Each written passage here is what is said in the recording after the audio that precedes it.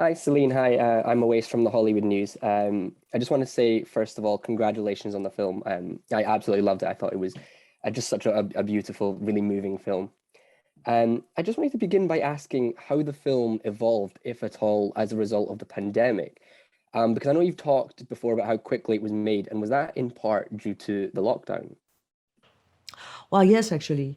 I mean, the weird thing about that film is that it's. I had the idea years ago, 5 years ago, when I was struggling with writing Portrait of a Lady on Fire, and um, and it's the first time in my life that I had like, oh, I know what I want to do next, which never happened to me. And this idea felt warm and comforting. So when I ended my international tour for Portrait of a Lady on Fire, I just locked myself in and started writing the script. And I wrote like the first 10 sequences. And then we had to all lock ourselves in. So I got myself a week of anticipation, which wasn't smart at all. And I stopped writing. And then 2 months after when we lockdown was over, I opened the file again and I reread the first scene of the film, which is a collective goodbye to women in a nursing home. And that scene was very personal at the time when I wrote it 2 months ago. And suddenly it was charged with a collective image, which was those goodbyes that we couldn't do, and how kids and elders had been impacted so much by the pandemic. And suddenly the film felt urgent. It felt like it could be part of us healing. And also cinema healing, because in France, and I know also here, the rooms were closed. So then suddenly, this film that I had in mind for years, that was very peaceful, cruise, became like very, very urgent. And as its design was already fully compatible with the protocols of, implied by the pandemic, we went very fast all the way with it. So it's fueled from these two. Well, that's the story. Yeah. Yeah, no, I mean, I definitely sort of realized that watching it. And the sort of complexity of childhood and sort of friendship is a theme you've explored before, obviously with Tomboy and even sort of My Life as a Zucchini, and now obviously Petite Maman. What made you want to tell another story from that perspective? But also, how does it differ writing that from, say, Portrait of a Lady on Fire or Girlhood? Well, I used to think I was attracted to young characters because I had the privilege of starting cinema very young. And now that I'm not, I've had experience with working with adults and professional actors.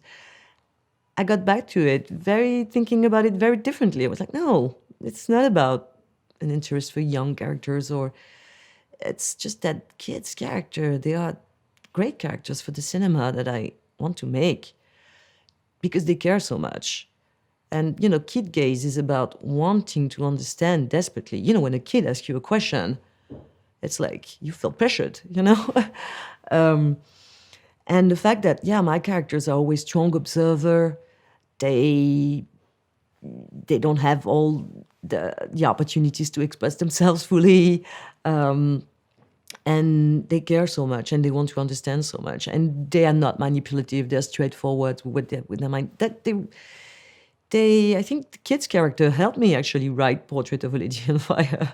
And now, I feel like they're they're just great characters for cinema. And I'm not seeing childhood as a topic or as a specific moment in life. It's like the matrix of who we are. And to fully respect kid's character and kid as an audience is great. It's great for cinema, I think. Yeah, of course. And I mean, so much of that comes down to the casting as well. And Josephine and Gabrielle are just so perfectly cast in the film. And I was wondering what the sort of casting process was like and how you approach working with younger actors.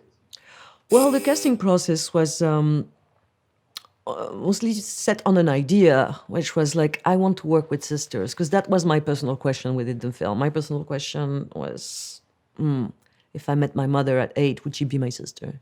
You know. And so decided to give that troubling idea, troubling embodiment, which is like, okay, a mother and a daughter, but they are played by sisters. And even more, sisters born on the same day. So within that idea, my casting director at some point, she said, I met two girls, and she only met like 12 kids. I don't feel comfortable also about this thing. Well, you're looking for, ages and for the perfect kid. So I just met them, and through an ad we put on social media. And that's also, the benefits of already having a filmography with kids. It's just that, they watch Tomboy, so they come knowing what kind of cinema they're going to make. So it saves a lot of time, and it puts you already in a very collaborative spirit. And then working with them was, mostly on the set. We didn't rehearse. We designed the character through costume, because I do the costume myself, which is also a way to engage the dialogue without being, trying to give them, cinema is something you learn by making it. So then you have to be quite ready, because the first days are going to be about them also understanding. And you have only 3 hours a day to shoot, so there's a lot of pressure. But it's I really see it as the same thing as working with adults, because mostly the talk we have, they are the same. It's about ideas that are in the script, then ideas that are in this scene, and then it's about choreography, action. It's always about cinema. It's not about you feel sad or you. It's always about the situation and cinema. So it will be like, oh, you're getting into a room and you're trying to find, you're looking at stuff. So this is a spy film. Or you're coming back at your home and you're afraid that your dad won't be there. This is a horror film. So it's always about making cinema. And that's very personal, obviously. And of course, you sort of touched upon the sort of sister-mother, the sort of sister and obviously mother-daughter dynamic. How organically did the sort of time traveling come into the fold, and what's the process like weaving that into the narrative? Because what I really enjoyed about this story was it utilizes that in a very refreshingly low-key way, because most of the time, you see time travel films and that's like the big sort of plot, and it's all very sort of convoluted. And I really sort of, how did you sort of approach the time travel aspect here?